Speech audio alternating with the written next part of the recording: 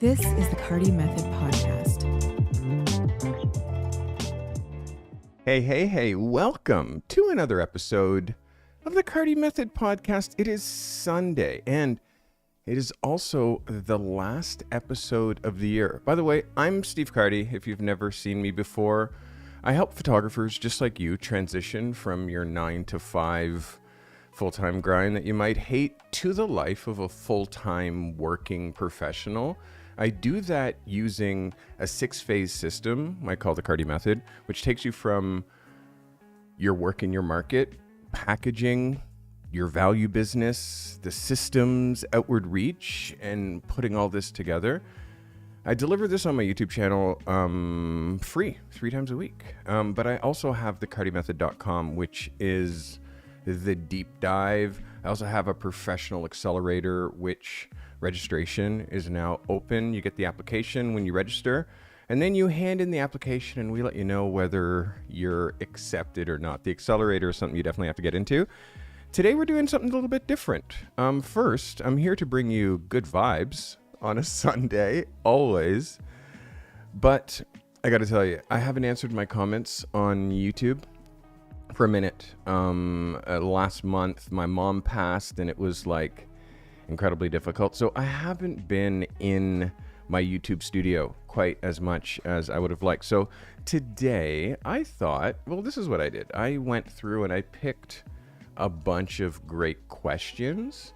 It's like, hey, let's get this question, and let's get all these questions, and let's answer these questions on the air.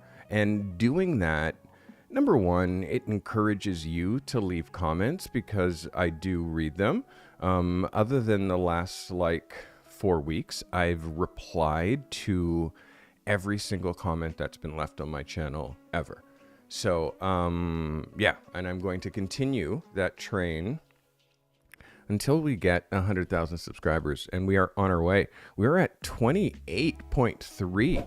Seems like every time I look, there's some new subscribers, so I appreciate that. And also, you can also hit the join button for special access to all kinds of new stuff. I have great plans for 2025, and that involves some new content pillars. I'm going to be making some new types of content.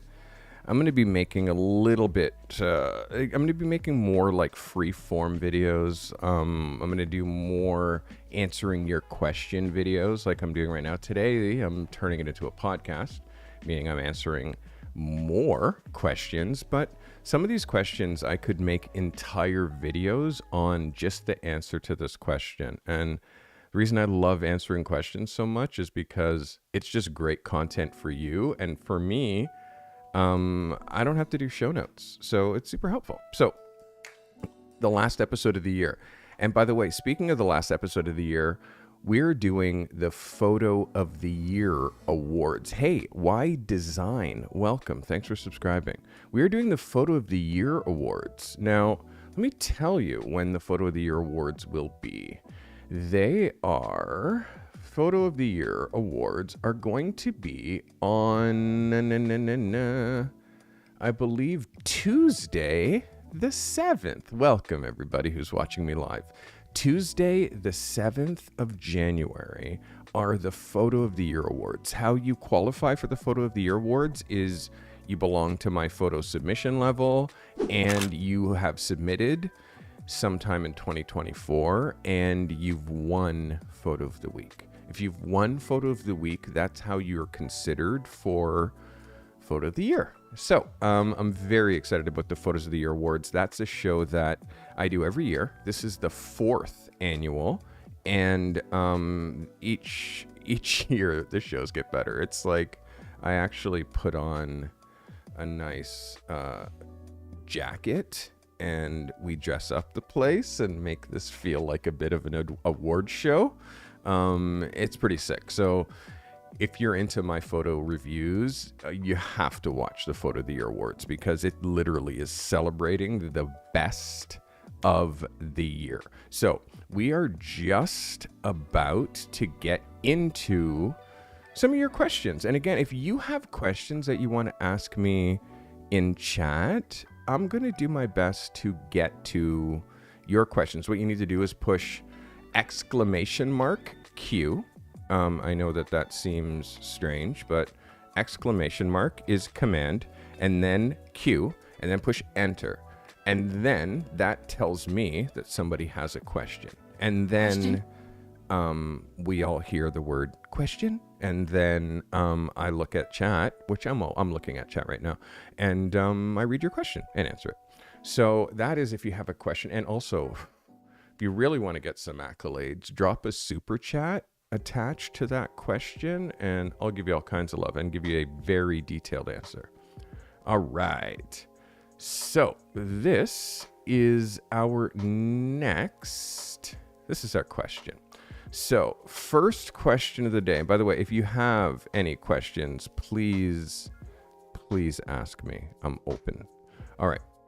First question is from Nick Johnson. Nick says, "Hey Steve, can you talk in an upcoming podcast about what you would consider the most important or pivotal non-celebrity photo job of your career?" Wow. Like, the most important non-celebrity photo job of my career. All right, that's a great question. And when I was reading this question, I'm like, Jesus, I have to actually think about this when it's like a non-celebrity. I'll answer that one in a second. Ammon, you got to hold on to that one in a second. So, the most important non-celebrity photo job of my career. Most important. So let's get into what constitutes important. Career changing, meaning I was going this way and then it took me that way. And non-celebrity, financial reward. How much dough did I make for it? And again, the work, like, what was the work? What was the most important work that you made? Like, how did it challenge me? So I have two.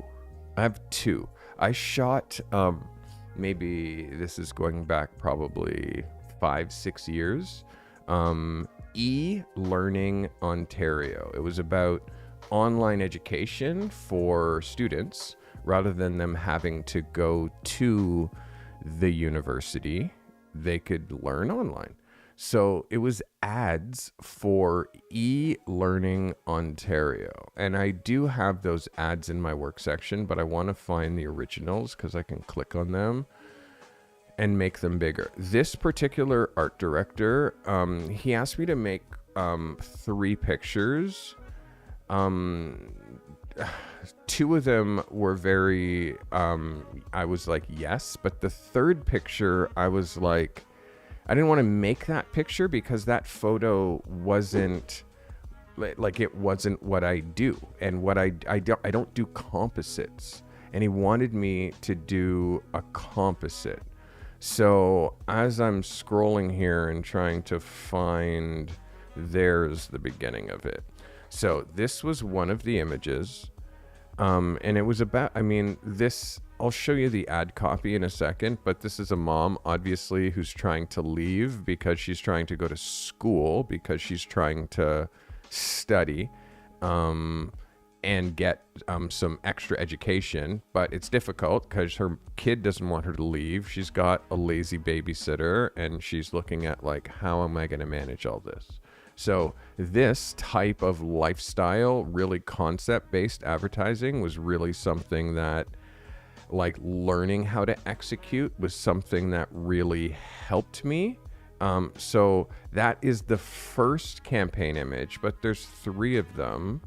And I'm trying to find, this is the second one. This is the second campaign image. So, learning online easier than yoga, So, we hired this insane yoga master who could do all of these, like, insane poses and hold them while I shot and went through a range of expressions with this girl. while this guy just held this pose. It was pretty crazy. So this, again, incredibly challenging but rewarding. And I missed that composite. I'm going to stop scrolling because it's hard on the eyes. But I will find this composite.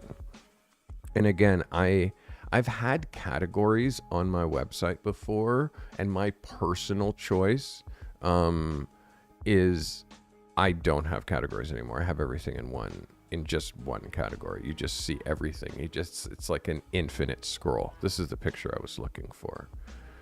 So this is the picture that really challenged me, Nick, because number one, I had to do multiple images. I had to hire, number one, this is Rohan. Ro Aglawate is a photographer and was my assistant back then. And I taught him how to be a photographer. And this is the work that Rohan is making right now, by the way. This is just one of the other people who I don't talk about enough, but Rohan Aglawate. So this is Rohan. And Ro was my assistant and my model for this session. Client loved him. Client loved his tattoos. So he got double paid. He got paid to be my assistant, and he also got paid to be in this ad. I first shot the image of him in his house, in his room, stepping out of his room with his laptop. And then we went to the location, and I shot this image, and I had my producer find some metrics for time travel. And he wrote literally on the board, wormhole metrics for time travel. So this is, I would say, the first, like, most challenging, crazy, non-celebrity session that I did. And then you can see where that work appeared, because I do have it here in my tear sheet portfolio. Study online, and the trip from there to here will get a whole lot shorter. Study online, because the whole school work-life balance thing can be complicated. Study online and enjoy more flexibility than a yoga master. So this was incredibly challenging. Next, the second one was Algoma, and Algoma is and was a really great project, and for me it was like financially rewarding. And this is Algoma working with students, which was super fun. I worked for Algoma 2 years in a row. The first year I shot stills only. The second year I shot stills and video. The first year the job was $16,800. The second year, the job was $53,700. So the difference, 2-day shoot versus 5-day shoot, no video versus stills and video. Both of them included usage fees, and both of them were buyouts. Like, they wanted to be able to use the photos for 5 years. So because of the usage, that made these incredibly lucrative. That, I hope, answered your question, Nick. And again, deep dive of this answer. The most important, pivotal non-celebrity photo session of my career. So those, I hope that helped. So Ammon, what's my favorite, what is my most favorite photograph that I've ever taken? This is something that you have to really grab on. I don't play favorites. I truly do not hold favorites. Oh, it's my favorite photograph. Because they're all my favorites. And I say that in the mix, like in the mix spot. I don't play favorites. Photos work for you. So it's like you saying, like, what's your favorite employee? Well, they all work for me, So I have important sessions. It's way different. Important sessions, career changing sessions. Like I was going this way and then this session happened and then I started to go this way. Like that happened. There's three really important ones. So, and again, I'll say I don't have emotional attachment to my photos. So I don't play favorites. I'm not going to be so blatant. I'm not going to say like, I don't care. Like I care at such a level. I care so much that like I have a whole channel and I'm obsessed about photography, but my own photography and other people's photography. I can appreciate photos, but I don't play favorites. That's basically the way that I put it. I appreciate photographers, but I don't play favorites. For me, my photography works for me, and I don't play favorites because they're all my favorite, and they are all collectively, all the photographs that I've ever made have made me who I am as a shooter and have made a career for me. So they're all my favorite, but I don't have emotional attachment to them. Because when you say, I'm not feeling it, I'm like, okay. You know what I mean? So, I'm not the right one to answer that question, and I'm in the middle of a question answer skystep. I'm not a drone photographer. So, but what's a great beginner camera? It depends on brand. It depends on budget. It depends on so many different, like, I don't like talking about cameras. I like talking about photography, like what cameras can do. So asking me what a great beginner camera is, well, a great beginner camera is the best camera, mirrorless, that you can afford from a respectable professional brand like Canon, Sony, Nikon, Fuji. Like, I mean, if you're getting the 100 megapixel, like cameras don't take pictures. People with great ideas and a tool make pictures. So the way that I'm going to say,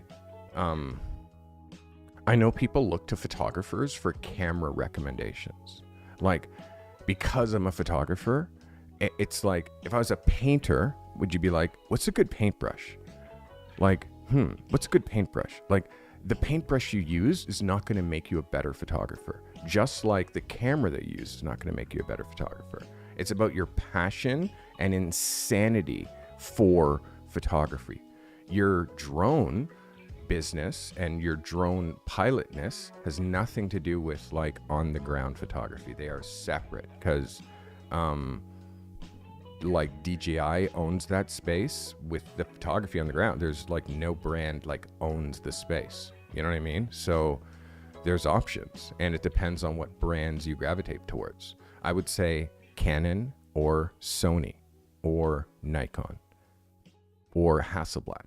Like, it depends on your budget, and it depends on if you want to buy something once and have it, or you want to get an entry thing and then get another thing and then get another thing and then get another thing. It's like me saying to you, what's the best drone to get?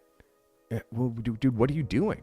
You're like, what are you flying? What are you doing? Are you trying to get licensed and actually work commercially as a drone pilot? Or are you trying to fuck around and play around with your friends? Like, there's two totally, so therefore the answer, what's your budget? Like, there's so many different, like, I could spend 3 hours on answering that question, but I would rather talk about the business of photography because nobody else is talking about that. You can find out about cameras from any asshole on YouTube. Don't ask me about cameras because you notice I don't fucking talk about them. I talk about the business of photography. Sorry. So yeah, I don't like, gear is a means to an end. It's like talking to a rock climber about the climbing equipment that he uses rather than talking about the experience of rock climbing. I'd rather talk about the experience of being a professional photographer for 34 years rather than lenses and cameras, personally. Yeah, people who make money peddling and like people who make money from affiliate sales, which I do. If you feel like looking at what I shoot with, go to stevecarty.com. Go to, and again, I'm trying to answer Ammon's question, but we haven't even got there yet. Go to stevecarty.com. Oops, where are we going? Over here, and then gear, and then you'll see every single thing that I shoot with. So what I shoot with is what I recommend. So if you want to ever gear question, just go here. Because for me, I'd really rather not talk about this kind of stuff, honestly. Like I do every once in a while, but there's too many channels that talk about that. So first photo, I only touched on the first, I didn't even touch on this, Ammon. So the first most important picture is this one right here, because I just found it. The first most important picture of my career is this picture right here, which is Thom Yorke from Radiohead. This is an important session because people began to take me seriously as a contemporary portrait photographer. This photograph changed everything. Like, my emotional attachment to this photo is I remember my life before I photographed Thom Yorke. I was nobody. And then after I photographed Thom Yorke, everybody knew who I was in this city. So this picture started everything. But I wouldn't have got here without photographing Tony Bennett and Oscar Peterson and all of these legends of jazz that I started doing when I was 25 years old. So like I have a lot of jazz stars that I photographed, but those experiences shooting like celebrities from a certain genre helped me bridge into contemporary celebrities. So Thom Yorke from Radiohead, that was the first one. And then second one is super simple. It's right here. It is Pharrell Williams. When hip hop broke, I was on the forefront here shooting for magazines, and every major rapper that crossed the border into Toronto, I was the one who got the call to shoot them. So shooting Pharrell for a magazine, this was the second most important session. This picture and this session has been in Hip Hop Immortals, which is the largest exhibition of hip hop photography in the world. It's also been exhibited in London, in Paris, alongside David LaChapelle and like so many incredible photographers. I've exhibited with Jamil Shabazz, like, and then the third most important picture, once I realized I was starting to paint myself into a corner where everybody just thought that I was like that hip hop photographer, that guy who shot hip hop, I needed to start shooting and bridging into contemporary celebrities that weren't music attached. And I attacked Hollywood and started to shoot major celebrities for what are they called? Film companies. Like for major film companies, I started shooting movie posters, and Colin Firth, I photographed him a week before he won his Oscar. So those three pictures, this picture opened up a whole bunch of really, really big work like Michael Sheen and others. But go through my portfolio. This is director Bobcat Goldthwait, a Pete Rock. I've always mixed my friends. This is just my friend Neil, who's he's a designer. Like he's just a handsome dude. And he was in the studio, and it's like, let's shoot some pictures. Like, I've always done that. And this is my friend Chelsea. She's a photographer. She's incredibly talented. I've known her for several years. And whenever she comes into Toronto, she visits and we go shoot. So this is Chelsea. And Chelsea's photography is absolutely bananas. She's from BC, and I inspired her to get on YouTube, so now she's starting to rock on YouTube. So yeah, and she also sells products. Like she sells her prints because she shoots so many just beautiful things. in order to monetize that, she started to put her stuff like on canvases and sell prints and books and stuff like that, and she's doing really well. So that is Chelsea. And again, this is when I say I mix regular people into my portfolio because it makes my portfolio feel like it has more depth. I mix regular people, as Michael Sheen, in with real people. I mix models in with regular people. I photograph, and this is another photographer, Naskademi. He's incredible. So I hope that answers your question, Emin. All right, let's get into our next question. This one is from Doyle Daniels. Doyle says, I have a group headshot day for local small business owners. How would you go about a simple reusable setup to kind of churn through clients, but also have multiple looks to offer each individual? That's like an oxymoron. You're asking for a simple reusable setup to churn through clients, not great language, but then also have multiple looks to offer for each individual. So you're asking, like, how do I be a square but also be a circle? Like, you have to choose one or the other. Like, and you have to watch your language, because you're trying to be cookie cutter here. Reusable setup to churn through clients. Like, you're in my accelerator, Doyle. I just want to say, like, this kind of language is not what we're trying to use. We're trying to say, how can I create a setup that is multi-purposed, or a setup that I can use for A and B, but I don't want you to even have the mentality that's like, I'm trying to churn through clients. You churn through clients when you get better at dealing with one client. That's how you start. And then if you have a single day that you're trying to pack a whole bunch of stuff in that same day, so you make the most amount of money, and then all of that work is like here.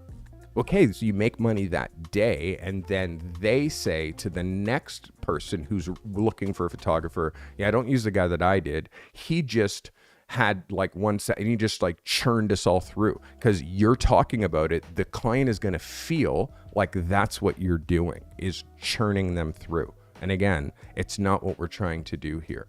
So that's what you're saying. That's what we started by saying. But then you also want to have multiple looks for each person to offer personalized individual. It's like, why don't you just focus on like 3 like purposeful setups that you could do? So it's like you're either doing A, B, or C depending on the people. And then in fact, you could group it like, let's shoot all the women first, and I'm going to do fashion light for them. Then let's shoot all the men second, and we're going to do harder, a little bit more dramatic, like ballsy light for the men, which won't work with the women. So then we do that. So what are you going to do? Are you going to just have a man, woman, man, woman, woman, woman, woman, man, man, man, like, and organize it that way? So then you're changing your setup, changing, or you're going to just set it up. So you ask your client to give you all the women between 10 a.m. and 1 p.m. and you're shooting all the women first. Then you're gonna shoot the men in the after, or actually better still, because women need more time to get ready, you set the men first, because you can shoot them faster with like a little bit of a dramatic Rembrandt lighting, and then you break for lunch, and then you shoot the women in the afternoon with front above your head fashion light, giving them all beautiful shadow free, good contouring, because you're hitting them with like beauty light, you know? So that's what I would do. And then the multiple looks is you give them the option of changing their outfit, and you, with the same light, change what's behind them, either changing the background or changing the scene, like putting them in front of something. But your light shouldn't be changing. Like, once you learn light and know what works, and once you know your own light and what you do with light, then you're doing a light for females and then you're doing a light for males. And if you look at my work, you'll see that that's very much what I've always attempted to do, is I light men just a little bit more rugged, like guys, but then women, they're lit way softer and way more flattering, a little bit more rugged with the dudes, but then the women are lit frontal and flattering, a little bit more rugged but then the women are lit frontal and flattering. A rare dramatic lighting with a female. That was an ad. But again, look at this girl. She's perfect. She's a model, so I can light her dramatic. But you can see on mostly it's front fashionable light and then dramatic light on dudes. So if you're getting man, woman, man, woman, man, woman, man, woman, then you're changing your, like, why would you do that? Why would you not just be organized and have them send you all the men first and then all the women first? So do you see what? And also watch how my light always comes from the right side. It's always, this is just isms and style things. Watch how the light is always here and the shadow's always on this side. Like, this is a reoccurring thing when I'm lighting with artificial light. When I'm lighting with the artificial light, this is always how I do it. When I'm lighting naturally, it's a little bit harder to control that. But when I'm lighting when I'm lighting women and versus when I'm lighting men, it's so different. Again, example, beauty light on a female face. Dramatic light on a male face. So I hope that helps you. That is an answer for Doyle Daniels. That's how you do it, my guy. And the whole idea is you get faster with reps. That's how you get efficient, and it should never feel like you're crushing people through. I'm fast. I can shoot a portrait in 3 minutes, but I'll make that person feel like every single second of that, like, oh my God, this is the best experience ever. And it's only lasting 3 minutes because they're an executive, they're a celebrity, they're in a rush, they have to go. But I show them the work. It's like, look at this photo. This doesn't like, and they're like, oh my God, it looks like we spent 3 hours on this. It's like, exactly. So that's the vibe. So a question from chat. Daniel Van Cleef, also in my accelerator, asking, do I work abroad? I do, and I have. I've worked as far as Italy, northern Italy. I shot for an Italian bed company called Notting Blue. We'll just pull up Notting Blue website because I shot there in 2014. It is 11 years. It's 11 years later, and they're still using my work. So that is my photo that I shot in Udine. This is my photo that I shot in Udine.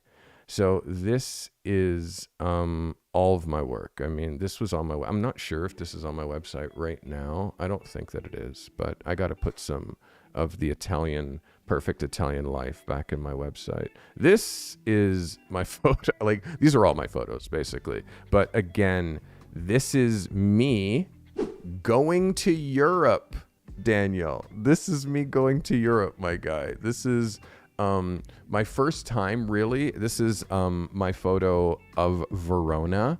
We shot this from like this overlook spot. It was amazing. So yeah, this is and also I shot video content for them. So yeah, this is the video that I shot for them. So yeah. And again, this is way, way before I even knew much about shooting video, but I did shoot a few of these clips for them. So yeah, this is me going to Europe. And then I also shot the D&AD Awards 2012. D&AD Awards 2012. So I did shoot this. I went here. This is London. And I shot the awards book. So I basically I photographed 200 of the world's most creative people for this book. So basically there's like a showcase. So that's the D&AD. So that's another huge thing. I'd love to go to Portugal. It's one of the places, like, I haven't been to many places in Europe. Been to London like 20 times. I've been to Italy once. So I have not a lot of experience in Europe. But this YouTube channel seems to be bringing me on the road. So I'm super interested in going there. All right, let's get into another question. How's our time? We're doing all right. I haven't answered too many questions, but we're still doing all right. So I hope that helps you. This is from Liza Hyder. Liza says, Carty. Hello, Carty. What is the most difficult assignment you've ever endured, and how did you get through it? What specific problems arose, and what did you learn? Did you ever take on an assignment and in your gut knew it wouldn't work out, but took it on anyways, and then truly regretted it? I love this question, Liza. I love this question. So I'm going to address the first one first, which is what is the most, hello? What was, oh my goodness, it's not drawing on that screen. We'll have to quit that and figure that out again. Oh, there it is. Okay, so here, what is the most difficult assignment you've ever endured, and how did I get through it? What problems arose, and what did you learn? Okay, so the client will go nameless because it has to. The client's going to go nameless, but look at it this way. I'll put it like this. I was hired to shoot posters for a theater company. Okay. A large theater company. And I worked with an art director. I was shooting 10 posters for 10 Shakespearean plays. Okay. I shot the first day. Like literally, we mapped out, we art directed, we chose, like the entire thing I worked on for a month with the art director. The day of the shoot, the art director is sick and can't come to set. This was before the days of like zooming in. This is pre-COVID, way pre-COVID. So the day of the shoot, the art director's not there. So I just start opening up the printouts of the layouts and like directing the actors into the artwork that I was instructed to shoot. Now, the director of the festival, who was not in the meetings with the art director, comes in and starts art directing me and telling me, I didn't even know who he was. I'm like I didn't know he was the boss of the boss, like the guy who hired the art director to like map out this stuff. But the art director wasn't there. And I was like, well, no, this is the art. This is here. I've been on this for a month. Like, I have to shoot what I was hired to shoot. And he's like, we're not shooting that. We're shooting this. And I'm like, there's no art. Like, where's the art director? Like, so I got forced between the art director and the client, like the festival. I chose the art director. I got basically, long story short, I got fired for the first time And the last time in my career, like, I got pulled from a job because I wanted to stick to the script from the guy who hired me. The guy who hired me, the ad agency. I even spoke to the owner of the ad agency, and he's like, "Oh my God, this client's so difficult, blah, blah, blah. Don't worry about it." Like, I got taken off that job. And the owner of the ad agency is like, I'm going to put you on so many jobs to make up for this one. I never talked to that agency again. But because, like, they threw me under the bus in order to save face with their client, because I was difficult, because I wanted to shoot what you asked me to shoot. So what did I learn? What I learned is some clients are fucking assholes. Excuse my language on a Sunday. Excuse my language. But some clients are assholes, and they, like, will literally, some clients have no integrity.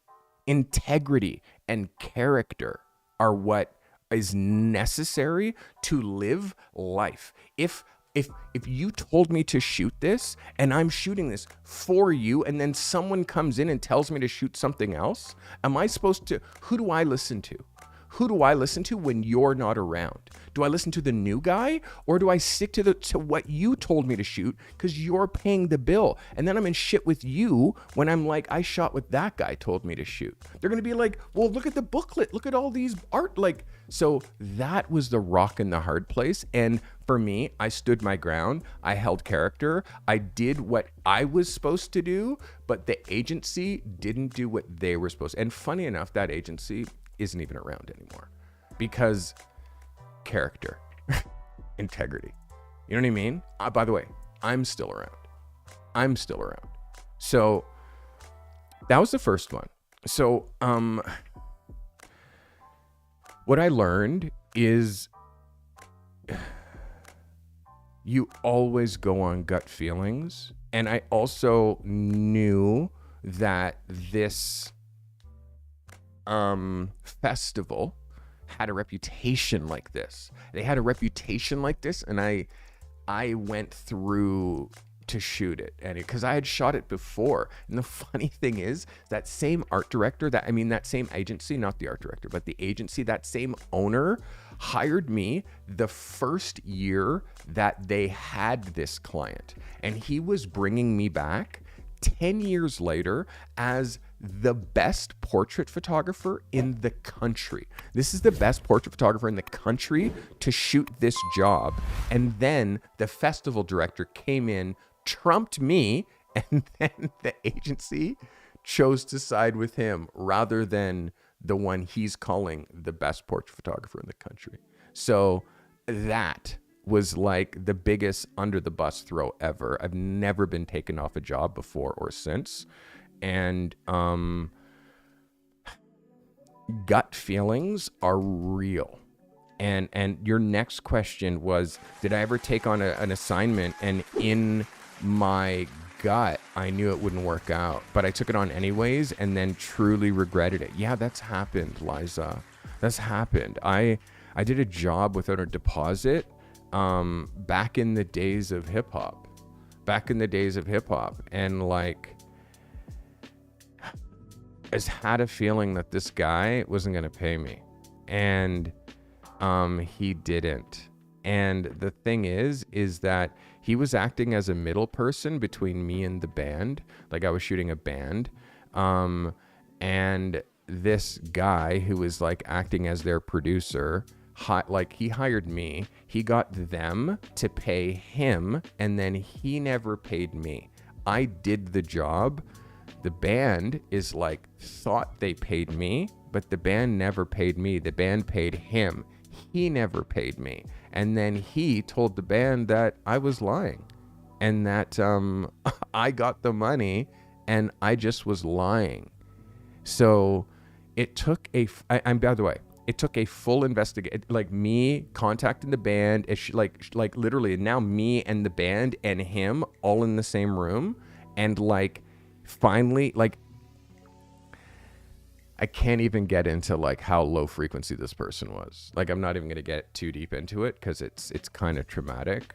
But you guys know that I'm transparent. You know that if you ask me a question, if you ask me something, I'm going to answer. Like I will always tell truth. I have truth tattooed right here, like right here. I can't lie. So if you ask me a question, I'm going to answer truthfully. I'm just going to. So that hurt me because back then, $3,000 in, call it like, this would have been like 2001, 2002, $3,000 then, it would be like call it $10,000 now, you know, is what it would feel like if I lost 10 today, whew, it would hurt. I mean, you know, it wouldn't kill me, but you know, but back then it was like 3 was a lot. So, and I had done this job and I'd executed the job and I delivered the photos and everything and I never got paid. So it was just one of those things, like, it was really frustrating. So that was one of those gut feelings. I had a feeling that this guy might be screwing me, and it actually happened. So Liza, those are the experiences. You have to go with the gut feeling. Here's a secret. Introduce the conversation about money early. Introduce talks about money early, and ask for a deposit and create a contract. I use Indie to do my invoice, to do my proposal, to do my contracts, and it's so like seamless that if any point like they refuse to, or like you send them the invoice, it's just like a button, pay now, and they can just, and it's just paid. Like, it's so easy for people to pay invoices through Indie, like one of the systems that I use, like that, like when people don't pay the invoice, or they don't pay the deposit, like they're the resistance, not your system. So whenever you're dealing with a new client, always talk to them about money as soon as you can, like early, to make sure that the whole thing isn't just used car salesman shopping. Like, they're not just tire kicking. We call tire kickers when they're just, how much does it cost to do that? It's like when someone calls you and they're like, as soon as you pick up the phone, they're like, how much does it cost for headshots? You're like, I don't know, $1 million? You know what I mean? Like, because they don't care who shoots the photos. They just want someone to shoot the photos at the price that they deem worthy. Like, so those are tire kickers. You have to, like, you know what I mean? Like, always counter a question with a question. Like, if they're like, how much for this? It'd be like, well, what's it for? Well, it's for this. Well, how long is it going to be used for? Well, like, you always ask, like, hit them back with questions. Don't just, when someone asks you how much, tell them the answer, because you're always going to lose out on that deal. Always. How much for headshots? I'm always like $3,000. They're like, $3,000? It's like, have you looked at my work? No. It's like, well, there you go. You haven't even looked at my web. You haven't even looked at my work. You're just shopping you're just shopping pricing, and those people will never be clients. People who are asking you price first, people who give you a compliment first. I love your work. I really love your work. I'd love to work with you. That person, they'll pay you $10,000. Like, because they're complimenting first, they're loving what you're doing already, and now you just have to do something for them that's 1,000 times better than anything that you've ever done for other clients or for yourself. And you can get that money. So, Liza, that's in depth, because that's the only way that I do it, is in depth. I don't like any half-ass answers. So I can't pronounce your name here, but you can see it here. Medikraken 286. I'm into filmmaking, weddings, wedding videos, and couple sessions, and it seems obvious for me how to evoke emotions that feels through a video. But I'm interested in photography, and I have no idea how to do it with photography. I can get good feedback on my work, but from who? From who? Who's giving you good feedback on your work? Are they a 34-year pro, or is it just your friends and family? But I guess I didn't do it intentionally. If you could share with us basics tips, guidance, that would be great. Listen, if you feel like, I have to see work, I can't comment on, this is all theory, words on a page. You say that you're able to get footage that evokes feels through a video, but you feel like somehow photography is so monumentally different that you need to do it somehow differently. You approach it the same way. Humans are humans, whether you're aiming a camera that is moving pictures or a camera that is a still picture, you still need to bring someone to a moment in order to capture it. Do you think that you're doing this? Okay, click, and now you're capturing real emotion. You wouldn't be able to do that in video. You have to say words to them to bring them up into that headspace, right? For video. Why would you not think that you would have to do the exact same thing for photography? Just because it's a 1/125th of a second or 1/1000th of a second or whatever it is, because it's a slice of that. In fact, because it's a slice of that, it needs to be more authentic, because you can see people cheesing it out and faking in video. You watch a music video, you can see, yo, that shit's real. Or you can watch a video and say, oh my God, that's cheesy as hell. It's so cheesy. Like, everything can be made real emotion and fake, like mailing it in. Everything can be that way, whether it's a still or a video or a still from a video. So if you feel like you can do that already, you're gifted in doing that already through video, but you're interested in photography, but you have no idea how to do it with photography. Like, no, you have an idea, because it's the same. It's not like I'm driving a motorcycle for this race, and this race I'm driving a car. No, you're looking through a frame using the same tool when you're shooting video as when you're shooting stills. Can you explain to me what the difference is? Can you explain to me how, like, it's because you don't have the reps, you don't have the experience doing this, you have the experience framing that. So what you need help with is direction. That's the question, is how do I get better at direction so I can carry the direction that I'm giving in video into the direction I'm giving with stills. And again, you also think stills are easy. This is like, I'm into doing it photography, like and like just adding photography to video.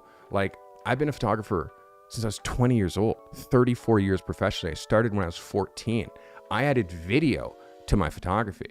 So who do you think's a better video shooter? The person who comes from a photography background, who understands composition, exposure, light, focus, and now all I have to do is make my photos move, or someone who just picked up a video camera and started shooting wedding videos? You know what I mean? And now is trying to also do photography. So again, don't make it seem like it's easy just because you have the camera. Photography is a craft, and video came from the craft of photography. Video came from the craft of photography. Photography was invented in 1839.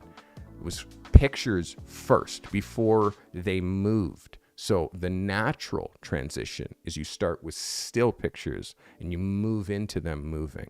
You're trying to go the other way around. I'm not saying you can't, but take this shit seriously is my only request. Is this isn't easy. You have to look at the masters. Look at the master photographers that were amazing at conveying emotion. Study the masters. This isn't just a setting on your camera and now you're going to be just churning out dollars. And again, share your work with us. Like, that's for me what I want to see. You know, how often do you see Peter McKinnon's photography? How often do you see him doing anything that's not fucking flipping cards or fire tricks? Like, it's all smoke and mirrors, my guy. For me, I have no problem saying, go to stevecarty.com, look at the work, because you can see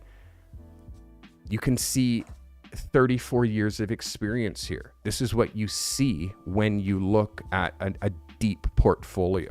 For me, I don't show video here because I want to show a very specific type of client video that I can do here. And again, like people who take filmmaking very seriously, the type of people who I can't just today say, oh, I'm a filmmaker, because the people who have been studying filmmaking for 30 years are watching me. So again, I hope that brings you value. Take photography seriously. And again, I'm able to capture emotion in stills or video. It just depends on the medium of the minute, because I'm the same person. My direction is the same. The tools are the same. Whether the camera is rolling or I'm shooting, the only difference is it's a different setup. I rig my camera differently when I'm shooting video to when I'm shooting stills, which is why for me, I don't switch back and forth so quickly. I do a morning of video and then an afternoon of stills. That's the way that I do it. Or sometimes I bring a second body. But that's probably what I'm going to do, is just buy the new R5, not R5C, not R5 Mark II, but they're doing an R5S.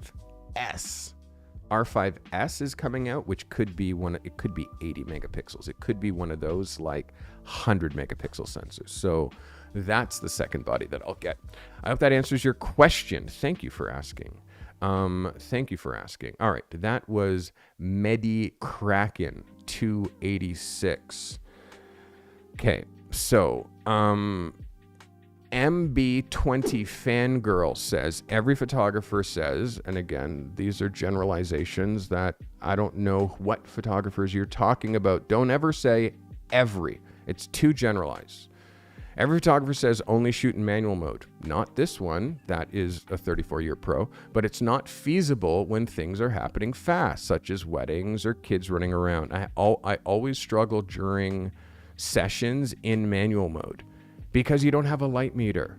I force myself to use it, but I get frustrated and switch to aperture or shutter priority. Are you saying that we don't need to use it unless it's studio photography or we're extremely experienced? This changes a lot for me. Less pressure. First of all, I don't know who you're listening to. If you're listening to a bunch of Joe Blows who don't have magazine covers and editorial and all this stuff, who are just telling you, which is a bunch of, I'm classically trained. Started studying photography at 14, went to a school that had the best photography program around from high school. 14 to graduation, worked for a year at camera stores, started shooting models, and then I went to the best photography school in the country, the third best photography school in North America, called Ryerson at that time. It's called Toronto Metropolitan University now. It's called the Creative School.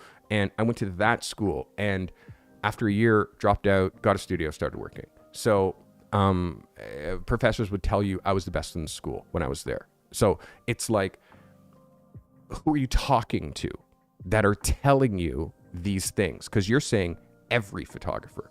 Talk to my photographers, people who are in my collective, my group. They'll be like, no, shoot aperture priority, shoot shutter priority. It depends on what you're shooting.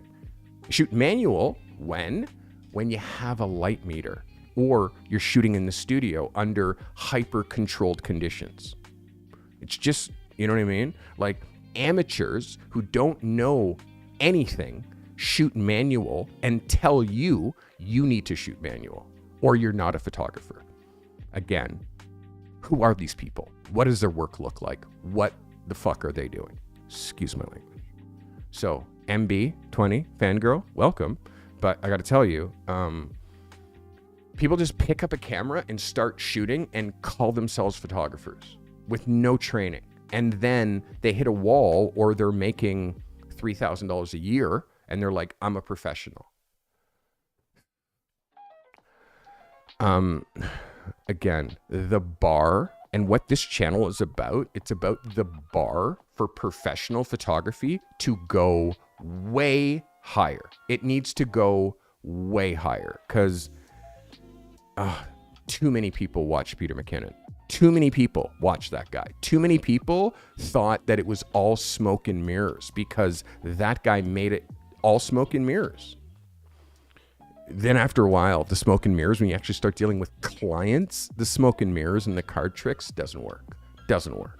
all the it's like the cool gear that you don't know how to use, the cool camera that you don't know how to use.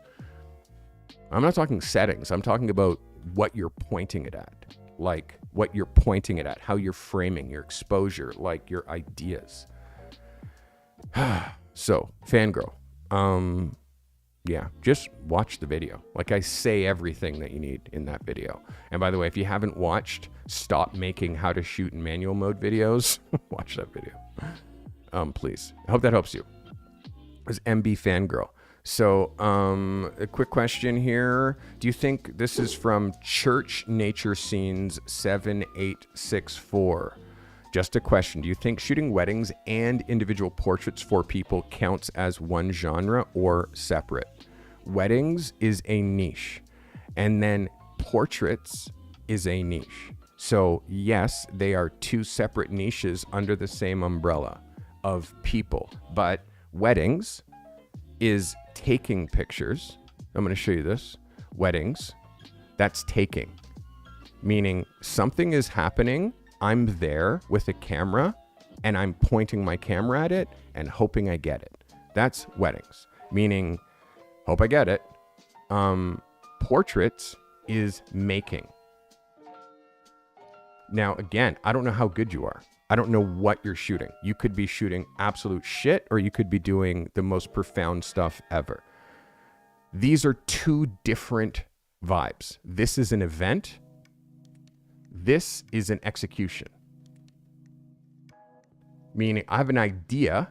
I'm going to take a portrait of this particular, unless you're walking the streets and shooting street photography and calling those portraits.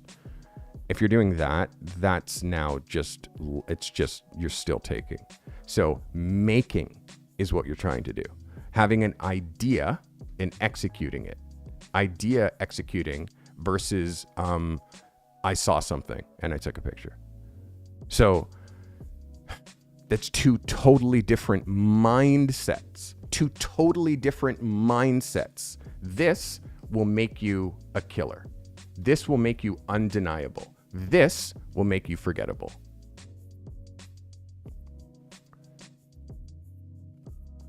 This. You know why? Because everybody does that. Everybody.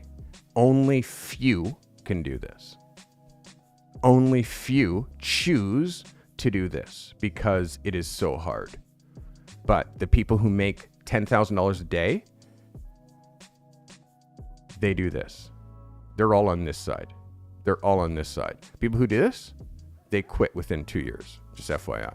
They quit within 2 years because there's no money in taking pictures of things that are happening in the age of iPhones. Everybody's got a 4K phone in their pocket.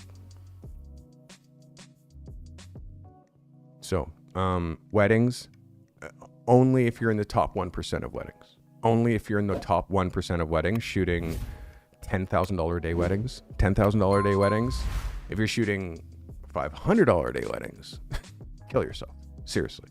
Like $500, like literally, like if you're competing down here with the assholes who suck, like get good. Get good so you're competing up here with the top 1% who are flying to Belize, flying to Spain to shoot a wedding, flying to Jamaica to shoot weddings, flying to Australia to shoot wedding, and are getting flights, airfare, hotel, accommodations, food, and 20 grand to shoot the wedding. The top 1%. Why do it if you're not doing that? Because by the way, those clients, low maintenance, super easy to please. The ones down here, bridezillas, psycho people, low frequency, broke people, like who literally, you know, drunk ass, fuck it. Like, and then they're not handsome. So then you can't even use that stuff to get more people. So scales. I hope that helps you. That is Church Nature Scenes. And again, YouTube name. Here's a secret. YouTube is social media. Okay. YouTube social media. So be your name on YouTube. Be the same name on YouTube that you are on other social media platforms, because then people can find you. people can track, like but people like to be anonymous here on YouTube. They like to be anonymous because it just makes some blah, blah, blah shitty, like, but then you start realizing like there's actually professional interaction on YouTube. There's professional interaction on YouTube like here, but then like Church Nature Scene 7894, it's like, then now, like, why are you not Bob Smith photographer? Like, why would you not be Bob Smith photographer? Or like on YouTube? Because then you have Bob Smith YouTube channel. Do you know what I mean? And if you look at my chat, you'll see 90% of the people in my chat are their real name. 90% of the people, their real name. Because I've talked about this. I've talked about this for years. It's so necessary for you to be your real name on like online. Here's another quick question. Vin Visual is asking, what is a series of 11s? Does anyone else want to answer that for Vin? There's a line in this video where I'm like, we're trying to shoot a series of 11s. 11s are, you're aware of like 10 out of 10? What's better than a 10 out of 10? And I'm going to explain it super simple. Good is not good enough anymore because people who have iPhones make good pictures. Okay? Because of iPhones, good is not good enough anymore. Okay, so what's after good? Great. Okay, every photographer, if you're a photographer, you have to be making great pictures because now, back in the day, you had to know film, processing, printing. There was no Photoshop. You had to know exposure. You couldn't fuck up because like the roll of film, that was it. That was your negative. You had to not lose the negatives because that was your only way to reproduce it. Like back in the day, you could get away with just being good. But the iPhone killed that. Now, with digital photography, because we see the photography as we're making it, now great is the new good. Because if you're a photographer, you got to be great to just be in the game. But then, how do you become how do you actually work? Because only the top 5% of photographers work. So actually, how do you work? Well, you need another word. You need another thing to attain other than greatness. Because people who are the top 1%, okay, they are looking for a different word. They're not looking for good because good is average now. Good is the new average. Great is the new good. So the word we're looking for is spectacular. Because spectacular knows no language. You can look at an iPhone 15 and know that whether you're 5 years old or 50, you can look at an iPhone 15 and be like, this thing, it's like, this is literally a supercomputer. Look at it. Like literally, this is spectacular. Spectacular for what it does, spectacular for design, spectacular for functionality. Like this is a spectacular thing, okay? We all know this, whether you're in China or Europe or Canada or US. We all agree that design is something that we can see the spectacular in. But this isn't just design, it's also function. So when it comes to our photography, it can't be style and no substance. It also has to function, meaning our photography has to do something for someone else, meaning sell a product, sell an idea. It has to do something because just being beautiful isn't enough because we see beautiful all day long, every day. We look at the best National Geographic polar bear shot that the guy spent 6 months trying to find that one photo. We look at it and we're like, cool. And then we look at something else. Like that, okay? There's no attention span. So we have to amplify. We need 11s. 11s are spectacular. 11s are like the price to entry. So like people shoot their first 10 and they're like, got it. And then they go on to, it's like, bro, that's your starting point. Like literally, it's like getting all your gear on, taping your nipples, putting your lightweight shirt on, putting on your running shorts, your socks, your low ankle socks, your like $500 like hookahs, and then lacing them up to just the right pressure, blah, blah, blah, putting on your headband, getting on your Garmin, going to the starting line, literally, and then taking 3 steps and being like, okay, I've experienced this. I love it. I love the start. I've experienced this. And then going home, not doing any of the pain that 26 miles is going to do to you. That's what most photographers do when it comes to shooting. They like click, got it, and they walk away. For me, I go through the 26 miles of pain with every idea that I come up with. I take it as far as I can go. Then I'm like, okay, I've exhausted that. Now let me try another idea. So 11s don't happen unless you do that. You might think that it's the best shit since sliced bread until you put it up for a photo review. And I'm like, look at this, look at this, look at this, look at this. Like all the stuff that you couldn't possibly see when you're shooting 5 frames of something. I shoot 100 frames when I have an idea. 100 frames to just explore that idea. Sometimes more. So, yeah, that's a series of 11s, my friend Vin Visual. I hope that helps you, my friend.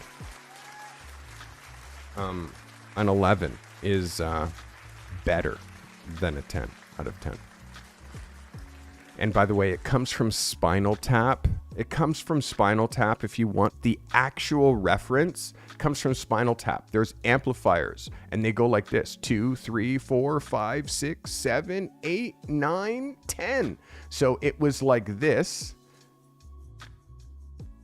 Like the amplifier was like this, volume, and then the guy came in literally with like a marker and went like this, 11. And then they would turn the volume dial to here. Like, it's a joke. It's louder than 10 out of 10. It's louder than loud. That's what we need to be aiming for with our photography. I hope that explains that to you, Vin Visual. All right. So, what website service do I recommend? That's an easy one. I use Pixpa. Pixpa is how I've built my website. I have a lot of my guys on Pixpa, my guys and ladies, my people, meaning guys, I'm just, all of you are, you know. So this is made with Pixpa, but I also have client galleries. Pixpa is the vibe. And also, the templates, it's made for creatives. It's not Squarespace, it's better. And there's also back-end client galleries and all of that stuff. And I also will give you 50% off if you use the offer code. Let me find my Pixpa offer code. It should be in the show notes, but sometimes it's not. But the Pixpa offer code is, I'm gonna put it in chat, and also my affiliate link. So what you can do is watch the chat replay and you'll see it right here. Pixpa, use code, here I'll put it on screen. Use code PXREF50 for 50% off annual plans. And if you click that link there, you'll get my Pixpa affiliate link. Here, I'll give you one that's not, never mind. Yeah, just click that. All right, guys. So that is Pixpa. That's an easy answer. That was, that question came from Beau LaFrenchie. What website service do I recommend? Beau, 482 subscribers. On your way. Pixpa. That's the one. That's the smart money. It's so sick. And also, if you share with clients and need client galleries and all that stuff, and you use PickTime Pixpa has all that stuff built into the back end, so it's super sick. It is the go-to website builder for top creatives like Carty. And pricing, if you pay yearly, it's it ends up being like, you can see it's $13 a month, or you can do the $17 a month. I mean, for me, Pro account is where I am. The Pro account is just like, and again, you get like email lists, you get like all, like, it's insane how much this, and obviously blogging, like it's like, anyways, it's dope. It's what I chose to use. So Pixpa, go in there, hang out, and use my code that I just popped up on screen for 50% off if you choose an annual plan. All right. Let's get into our next question. I got a couple more in me before I shut it down. We do have an accelerator cohort today at 3:30. I got some errands to do between that. So, am I reading something? When you're speaking into the camera, I'm trying to understand how I'm speaking so well. First of all, I make extensive notes for all of my videos. Like, every single word that I say in one of my videos, I've written it out, I've scrutinized it, I've written it again, I've scrutinized it.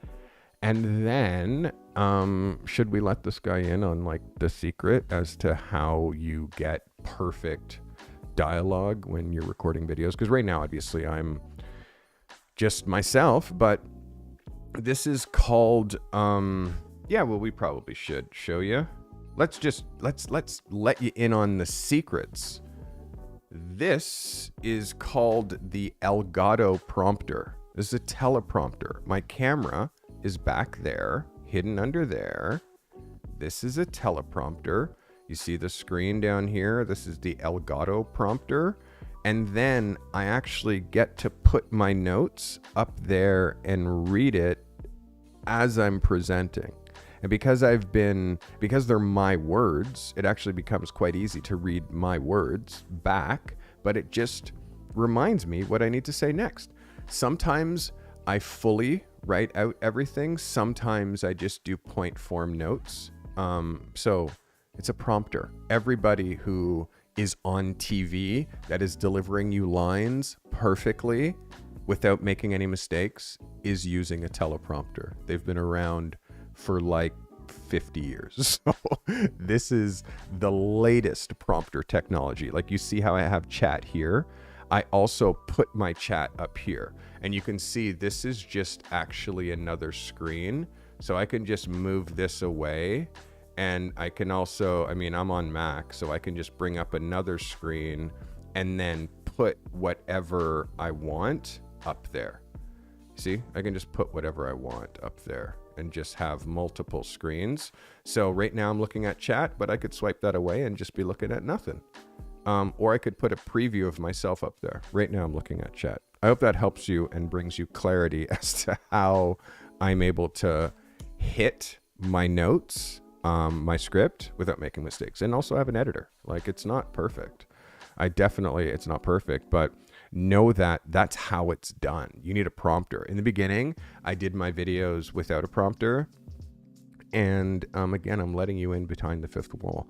I did my videos without a prompter, but it would take me a whole day to get through my script, even before it would go into editing. It would take me a whole day to get through what I wanted to say, and it sounded all over the place. Now that I write everything, and again, I learned this from other content creators. Now that I write everything and really formulate like what it is that I want to say, now I have videos that get over 100,000 views. It is because I know it's good content before I record it, because I can see it written down.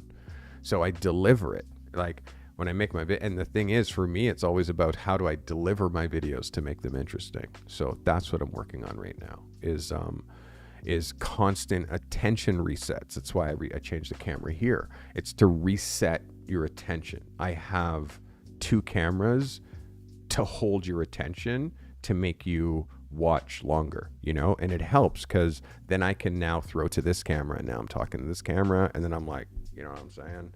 I can come back here. So, yeah. And also we can do hard cuts, but sometimes, the hard cuts, I find it's a little gentler when we do the transition. So, I've been doing this for long enough now that I'm really starting to understand what works for me. And what works for me is having extensive notes. I work from notes. I make notes. I spend so much time doing show prep because I want the content to be good for you. I want the content to be good for you. Like, I have to write down what I want to say. I have to have I have to stay on topic. So all of that stuff just makes my content better. Because before I did all of that, I was just all over the place. And this is why my numbers are going up. So I hope that helps you. Not your average. Doyle Daniels just gifted 5 memberships to this channel. Doyle, you are a king. A king among men. Thank you for doing that. You know what happens when you gift? You get the smoke. Thank you. Doyle, again, don't be sensitive about what I said earlier. I know what you meant about, like, you're trying to be able to shoot multiple people in one day in the most efficient way. Just at the same time, I want you to watch my video, which talks about speaking spells, because we're speaking our career into existence. We actually are. And I'm going to show you this thumbnail again, because I think it would be beneficial for you guys to all re-watch it. It's in my advice playlist, and it's down a little bit. It is called Speak Your Career into Existence. Right here. Speak about your photography this way and succeed. It's got an exceptionally low amount of views, but you can help me by watching this video today. This video will help you with the way that you're framing your language. And the way that we frame our language is very powerful. If you frame it in a positive way, it'll definitely change your reality. So watch this video, please. Get into my advice playlist. There's some real bangers in there for sure. Doyle, thanks for gifting. By the way, B.A. Wesley, you were gifted a membership by Doyle. Lloyd Simmons, you were gifted a membership. Mike Lilly, not a subscriber, not a member. You were gifted a membership by Doyle Daniels. And Gerald Jacques, you were gifted a membership. And Franklin Shiu, you were gifted a membership, all by the one and only Doyle Daniels. Doyle's, thank you, man. You're appreciated. Appreciate you. So let's see. I'm going to do another 5 minutes of questions. 5 minutes of questions. You can follow me on Instagram as well, my own personal Instagram and the Carty Method. Okay, so here's another question that I get a lot, which is about like the black nail polish when I wear it. There's a couple of, again, I've been wearing black nail polish and doing it off and on for like 5, 6, 7 years, like since way back in like 2017 or so. Again, it's just like,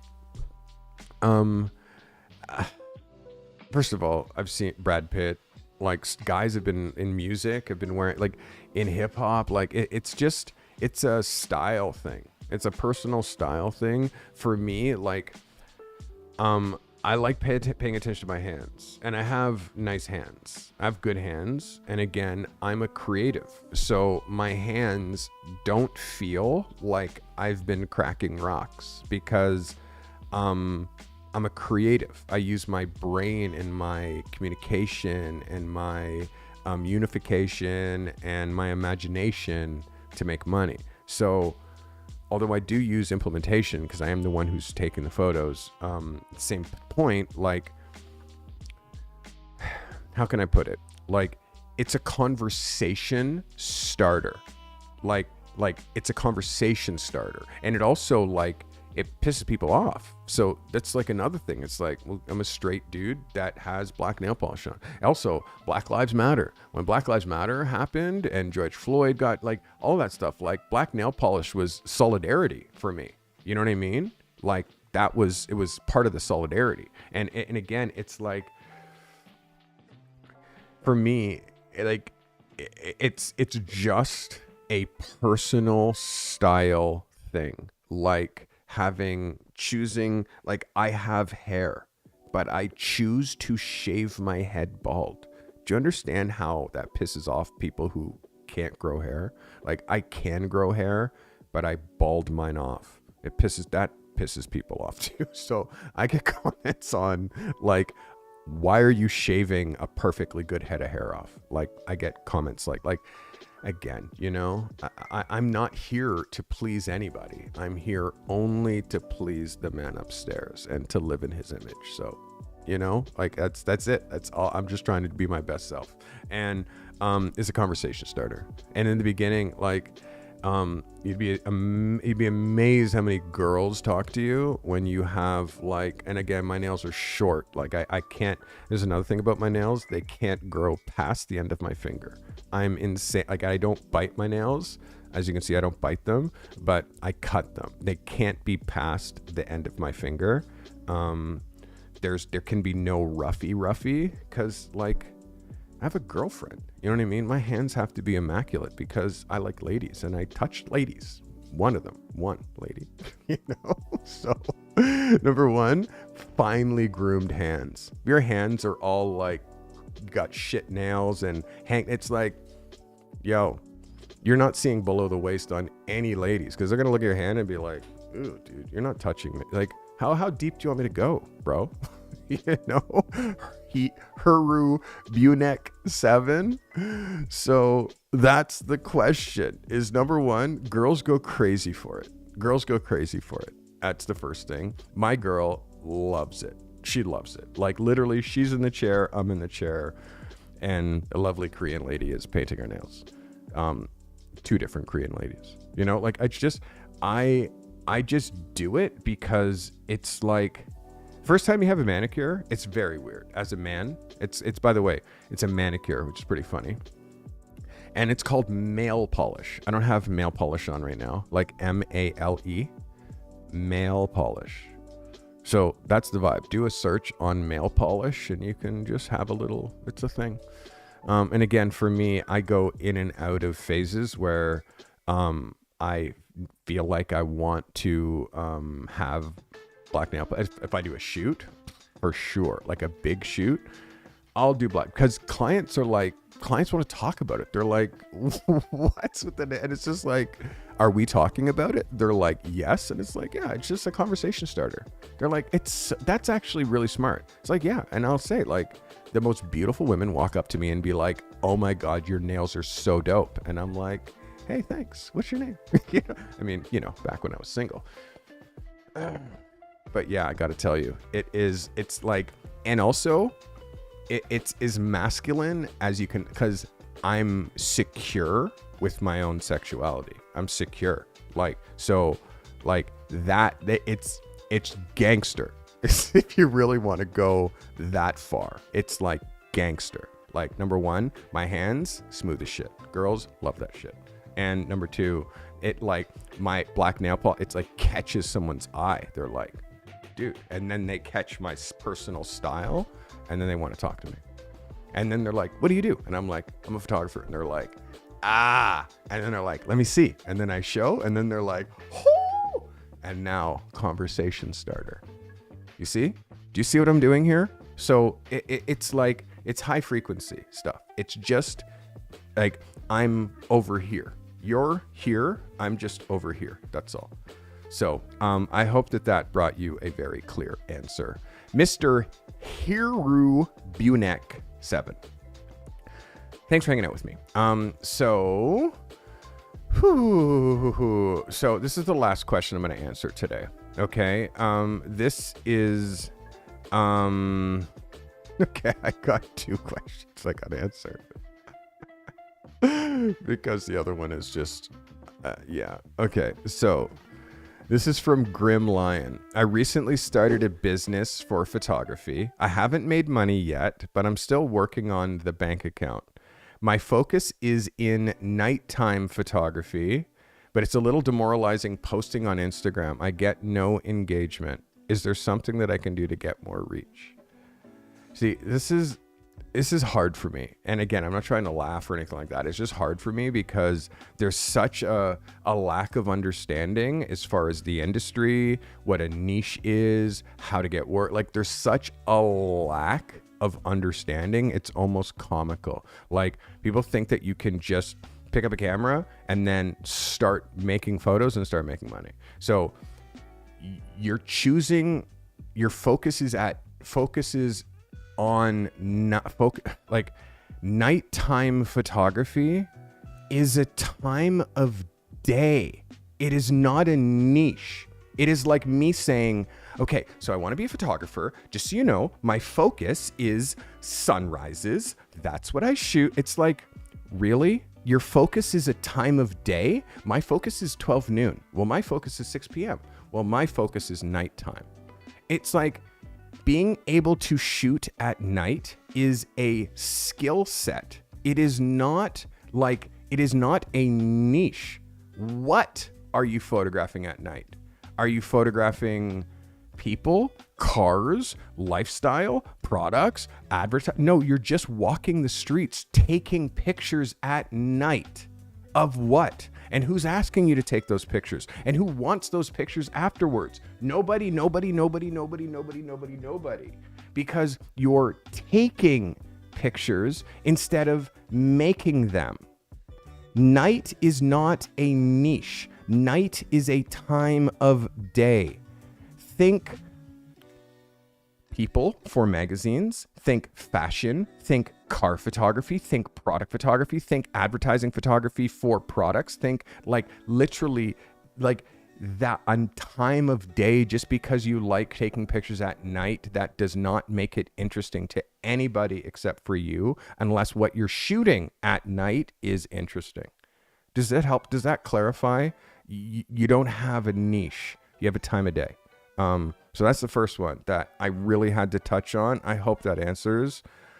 It's the first one, Grim Lion, that I had to, and again, not the first one, but this is the next one. And I want you to hear what I get in the comments. Okay. And understand why I get frustrated. Okay. I want you to understand why I got frustrated. This is the last one, because this is the last, again, frustrating, a little frustrating comment. What if I want to shoot? This is Lay Brown 4205. What if I want to shoot? Again, listen, I want to say it again. What if I want, meaning me.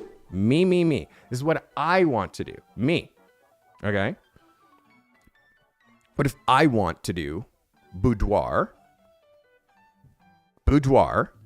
and wildlife? Okay. Boudoir and wildlife. I know they're wildly different, but I can spend time in a few niches and still be just as effective. She's telling me, I know they're wildly different, but I can spend time in a few different niches and still be just as effective. Okay. Like, why are you...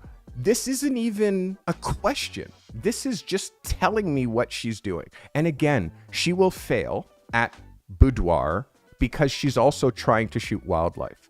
The only way that you're going to be successful is if you obsess over one thing. Is there an audience for boudoir photography in your market? And are you good enough that people will take their hard-earned money and give it to you in exchange for the photography that you're doing?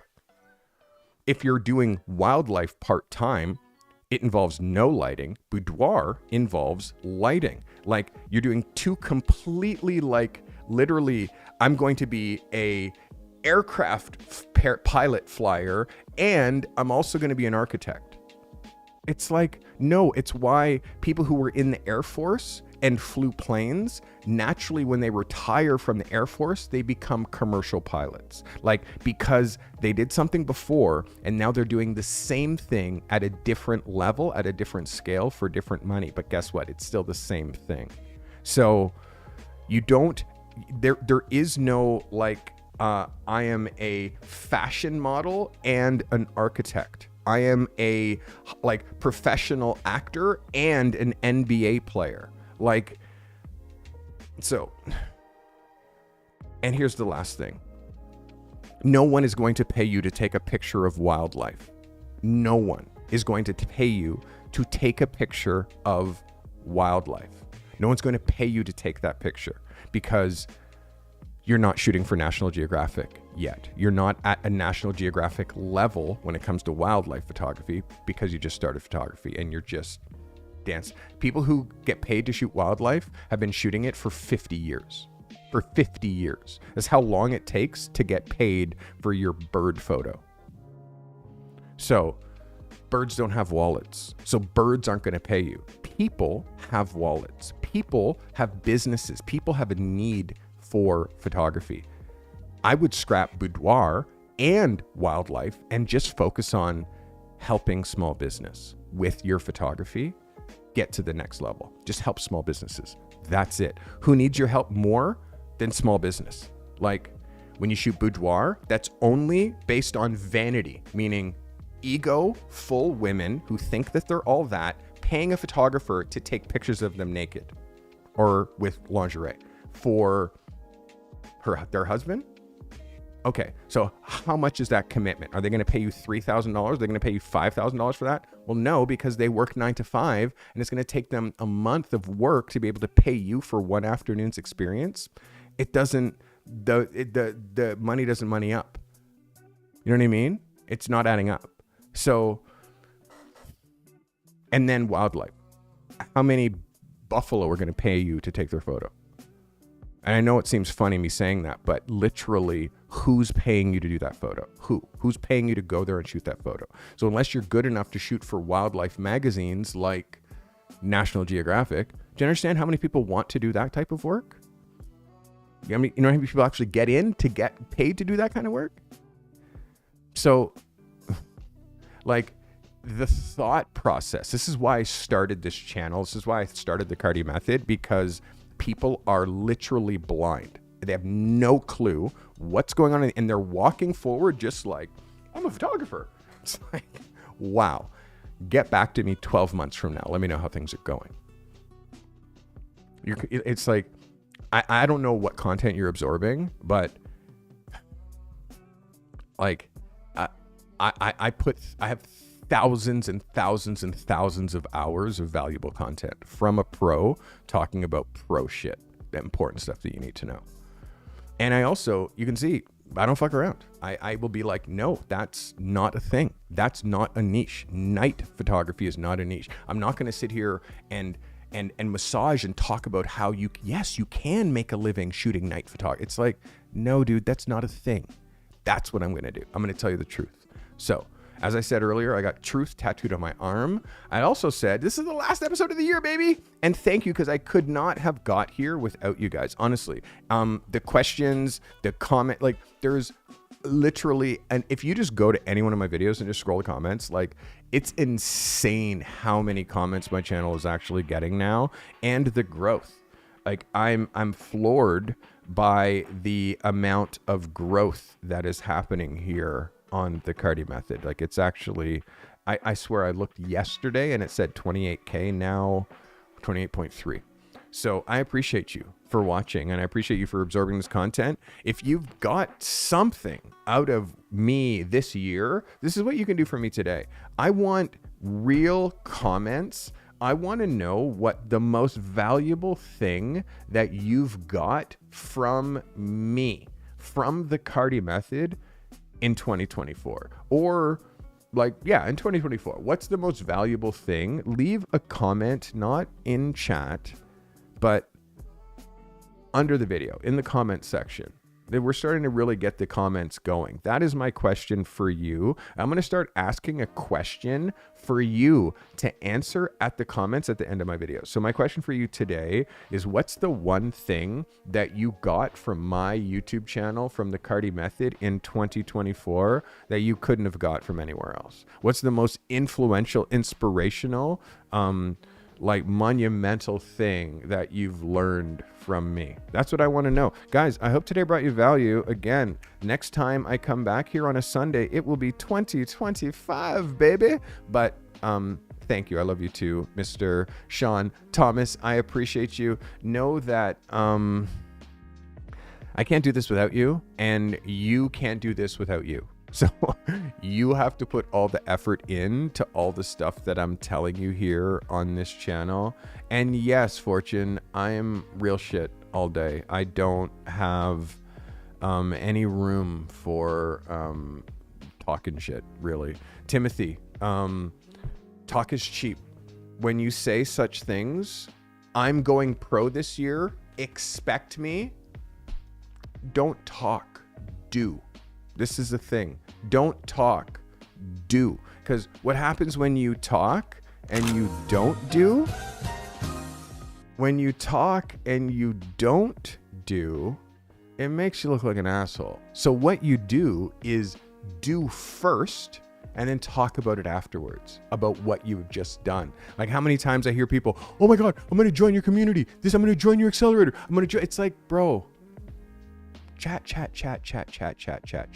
You know what you should say is, hey bro, I just finished the workbook and handed it in. So I'm already in process of joining your accelerator. Like, talk about shit you've done already.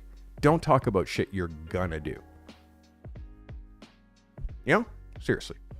Like, honestly, nobody, like, that just makes you a gossip. Like, well, I'm gonna do this and I'm gonna go here, I'm gonna do that. It's like, bro, you know what I do? I show you what I've done. Let me show you what I've done. Super simple. Again, talk less, do more. If everybody talked less and did more, we'd all be way ahead. Seriously, I don't mind. I think talk is important because that's where like we brainstorm. But the whole point is like when you talk publicly, I'm going to do this. I'm this. It's number one, ego. Nobody gives a fuck.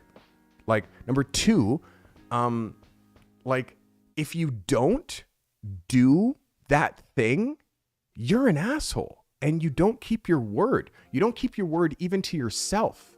So speak less, speak way less, and do way more. Do way more.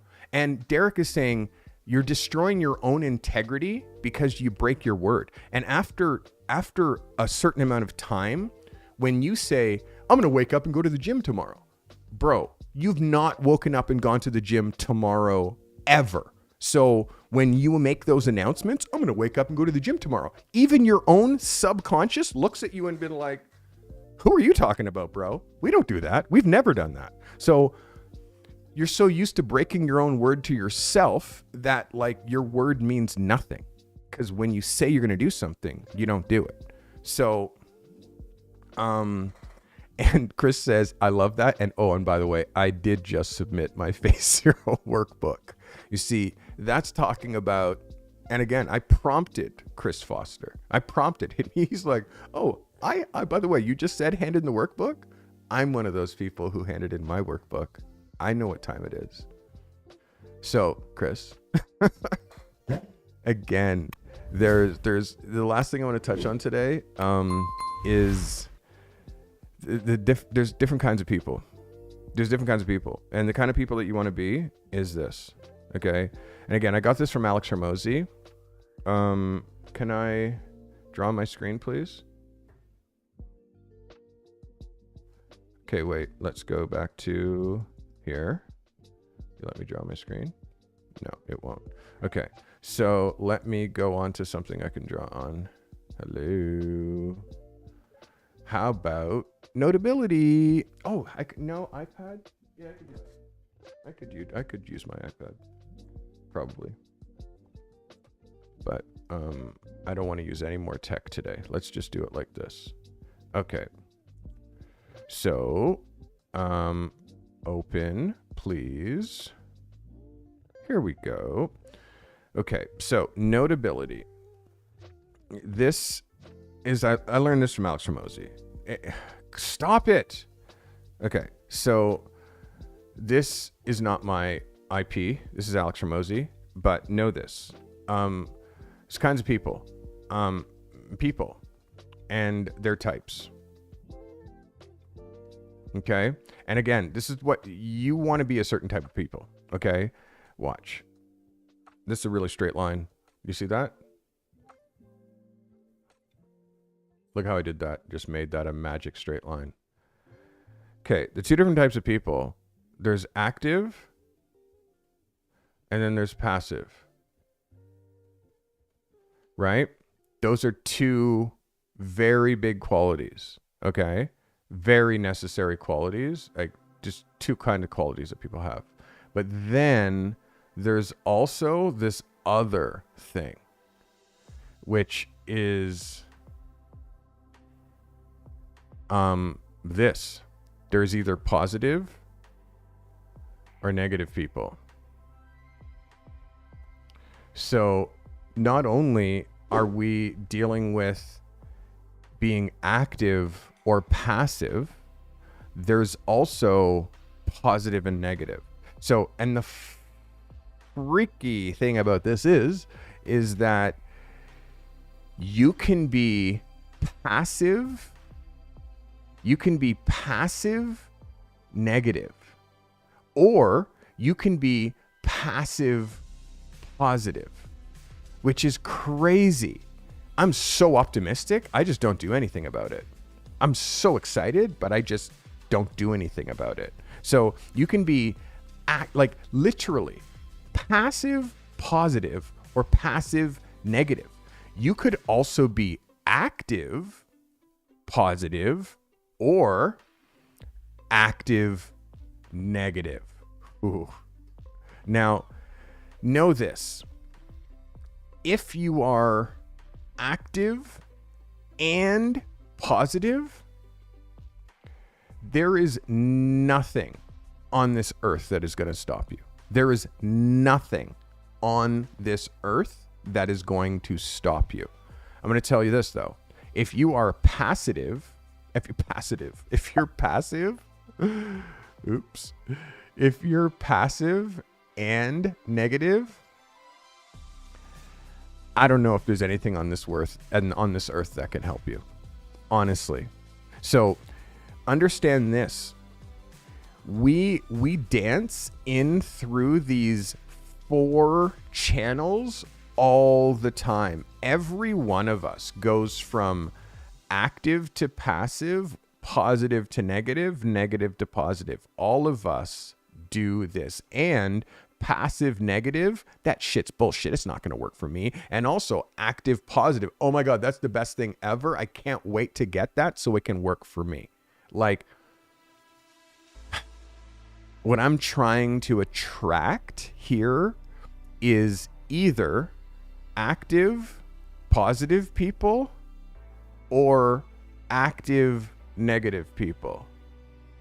That is the only people that I'm trying to attract. Because if you're active negative, I can flip you from active negative to active positive quite easily. I can also, with the wrong behavior and the wrong words, turn you from active positive to active negative, where you hate me and you're out telling other people about how bad I am. But one thing I can't help is passive negative. Because passive people say, they talk the talk, but they don't do anything. They don't do anything. And also, the things that they do, they're shitty about. This is going to be work. This is going to be a bad movie. There's going to be traffic. There's going to be a lineup. It's just like passive. It takes so much time to get them to do fucking anything. And then also, when you're doing it with them, they're negative. So it's not an enjoyable experience at all. So you, as a human watching me, you got to understand that you have to be positive, literally positive, active. Because you know that like positive, I'm just trying to think of the best way to write this. Yeah, I think we'll do it like that. Yeah, of course.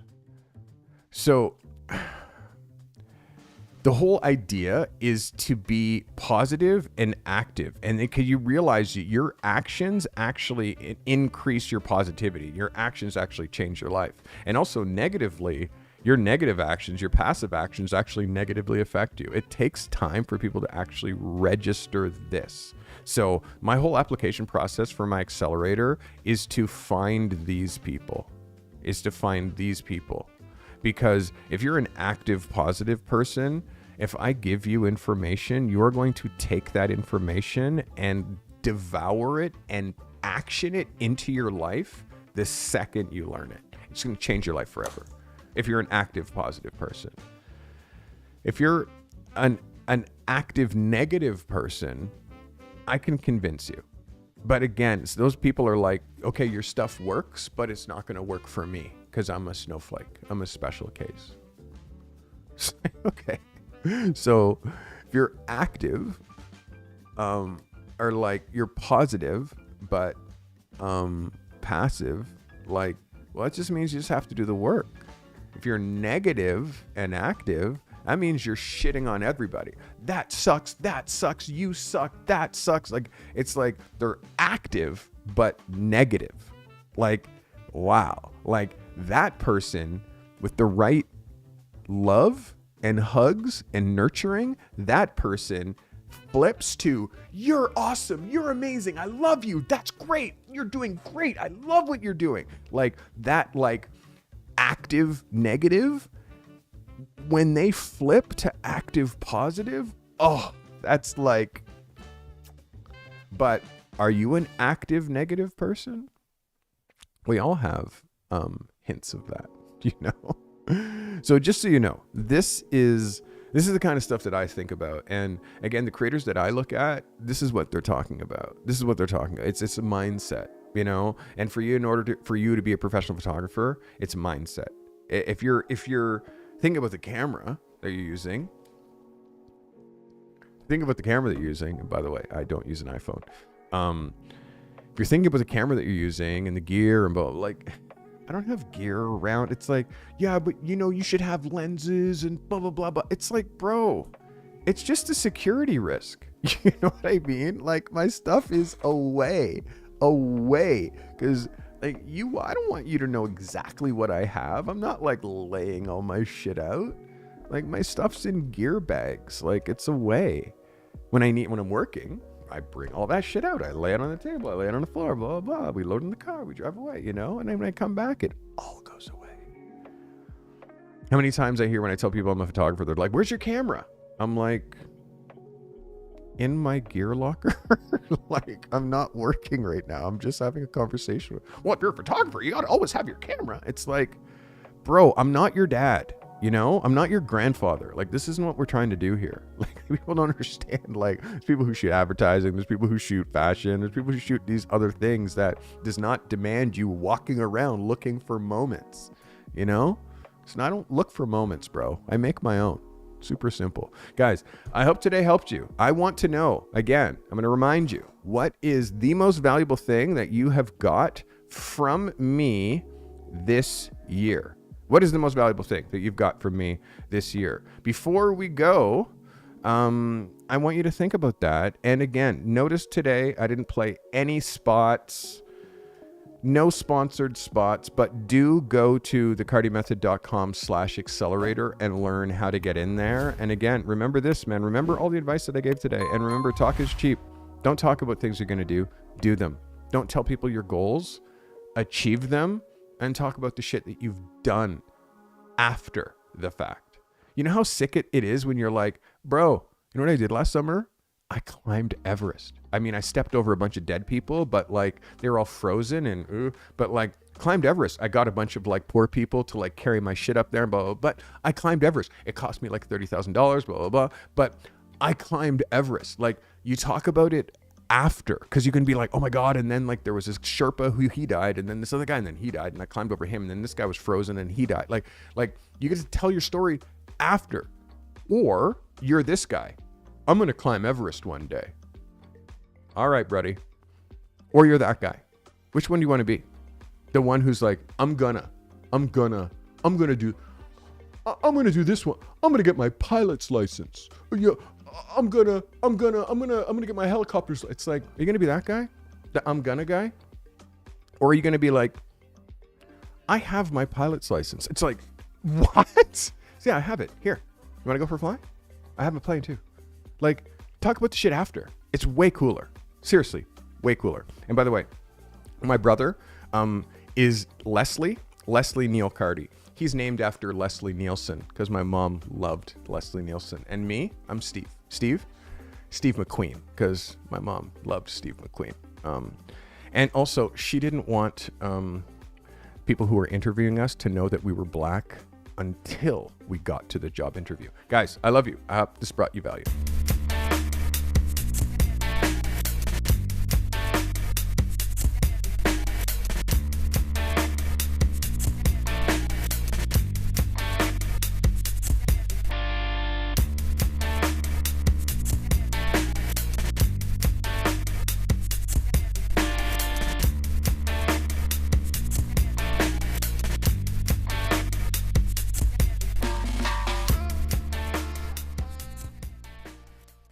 This commercial-free live stream was brought to you by the members of this channel.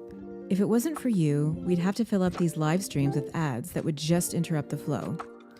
The members of this channel make commercial-free content during these live streams possible. Consider becoming a member for $5 a month today to gain access to secret live streams, live chats, and to show your support with that crown badge next to your name. Sharing is caring. If this content has brought you value today, share it, clip it, post it to your socials. Curating and sharing helpful content makes you an expert, even if the content you're sharing isn't yours. Be a curator and share this content with your network. If you're an emerging or struggling photographer that's trying to break free from your current 9-to-5 grind and transition to the life of a working pro photographer, that's our obsession here at the Carty Method. Register, get the support you need. If you're alone and struggling at this craft, make sure you join the Carty Method community. You'll always find help in the show notes. Subscribe on Apple Podcasts and Spotify. Find your creative and business genius with the Carty Method. Hey, Timothy Riviera at the very end of the show. Thank you for becoming a member. At the very end, I appreciate you. You know what I'm going to do? We're going to show your alert right there. We just turned your alert on. You can see they're normally off, but we turned your alert on, my guy. Thank you for your support. I appreciate you. If today brought you value, please, again, I want to know what is the biggest value that you've got from the Carty Method this year. Leave that in comments. I'm going to be reading them all, and I appreciate you so much.